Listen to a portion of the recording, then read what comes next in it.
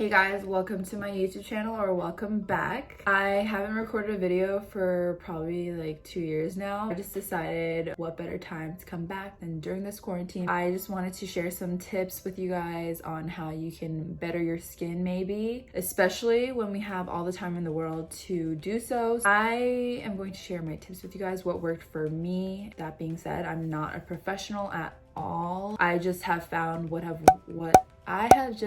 I've just found what has worked for me in the past few years. So I feel like I just want to share my tips and maybe it'll help some of you guys out. To start, I want to tell you guys that I have oily combination skin, pretty acne prone, sensitive a little. I get eczema around my eyes, especially during the winter and spring. Let's just get started. But the first thing that I saw actually my friend Jaime talk about on her channel, I think it was to change your pillow covers once a week.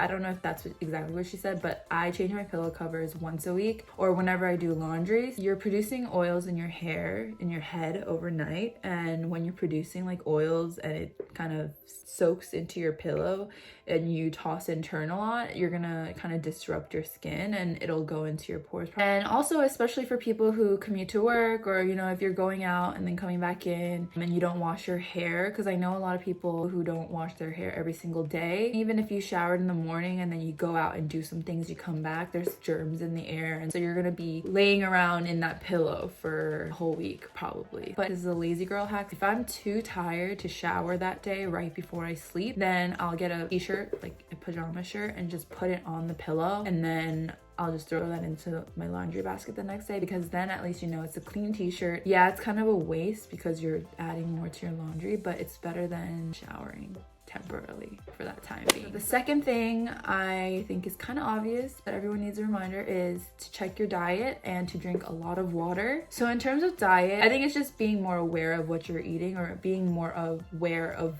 how your diet affects you. Maybe you've been having too many sweet things. Maybe you've been eating too many chips, some greasy things. Check your diet, see if you notice a change when you eat certain things. For me, I notice I break out a lot when I eat a lot of greasy foods or a lot of chips, because I love chips. I still eat chips, but I just do a serving size of chips instead of opening a bag and eating from the bag, because that's when you don't know how much you're eating. But really just take the time to test out what works for you and what doesn't. Some people end up cutting out dairy from their life. Some people cut out alcohol. If you can't cut those things out, there are ways to prevent it from being as severe as your breakouts can be. Definitely check your diet, see if anything changes. Maybe do like a slow decrease intake of those foods. And in terms of water, drink a lot of water. I'm telling you right now, the days when I don't drink water is when I know that my skin is asking for it. If you don't actually go through drinking a lot of water and seeing the change in your skin,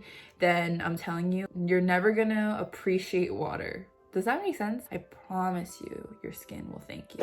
So now we're gonna get a little bit more detailed in what works for me. What I'm gonna talk about is supplements, and you've probably heard from everywhere that vitamin C, D, E, biotin, and fish oil is the best for your skin. I do apologize if I'm wrong about some of those. I've tried taking all those vitamins, but it's been annoying for me to like try to get like every vitamin at once and take them, and I don't know which one's doing what. So when Tati here on YouTube introduced Halo Beauty, I started taking the kiwi seed booster. Within the first month, I saw a significant change. I used to have a lot of little bumps around my skin and I didn't know what was causing it. But after I started taking the kiwi seed booster, after like 2 weeks, my skin kind of just cleared out and it just felt so like bouncy. And then when my skin was just clear, I just decided not to take it because I wanted to see if my skin was affected in any way, like if I would need kiwi seed booster again. Do you know what I'm saying? Like when you do chapstick, and there's like a myth saying that the more you put on chapstick, the more you need it, or your lips will want it or crave it. So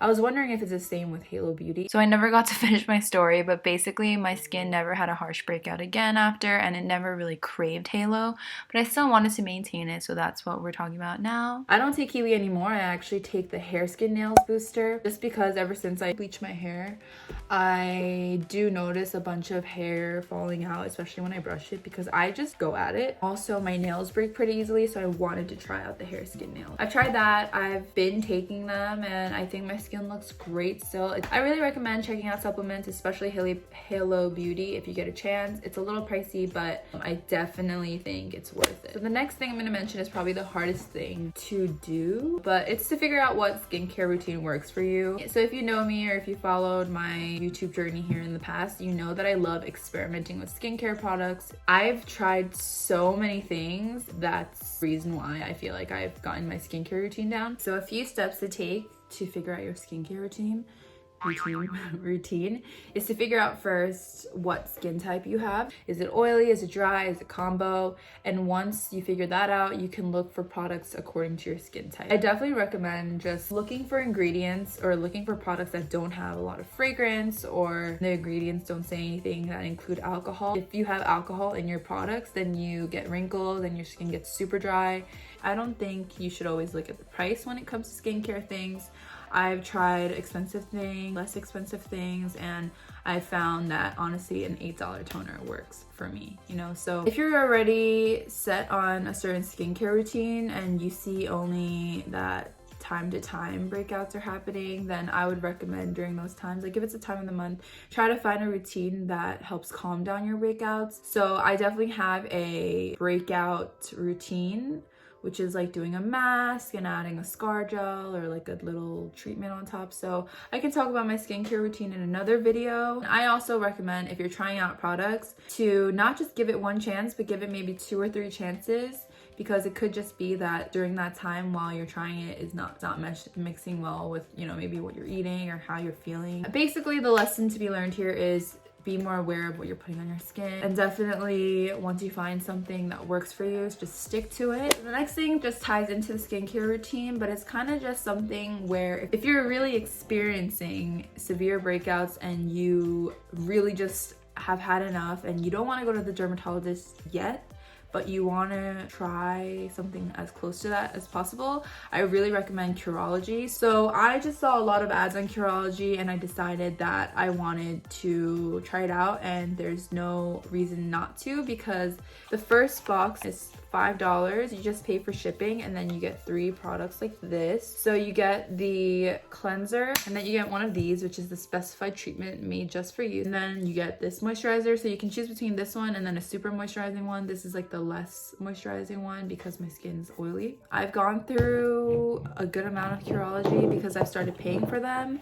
I think I pay around $60 every 2 months for like a 2-month supply. I really like it. I don't use it every day now, but I definitely think it's worth checking out if you're just so over your skin and you're having really bad breakouts. It's only $5. I think it's worth the $5 to try out. Okay, and then the last 2 things I'm just gonna breeze through, but these are some additional obvious ways you can help your skin. Getting a good night's rest helps. This is a big one that I think a lot of us don't know or don't take into consideration. For the people out there who work out, if you're wearing makeup and working out, you're not doing any good for your skin, because when you work out, you're sweating. When you're sweating, your pores open up more and the makeup's gonna go in and clog those pores. Also, I think the last thing is, if you have long hair, just to tie your hair. And I think those are like all the tips that I would give to you guys. If you had to take one thing from this whole video, I would really recommend drinking water. I can't say it enough. There's also like a lot more things you can do to help your skin, but this is personally what worked for me. Let me know if you guys want me to dive deep, and let's all have a discussion below on our skincare routines, what works for you. Definitely mention what kind of skin type you have, and you could possibly be helping someone out. I hope you guys enjoyed this video. The next video is going to be on my skincare empties, as you guys can see over there. So don't forget to thumbs up this video, subscribe, and I'll see you guys in the next one.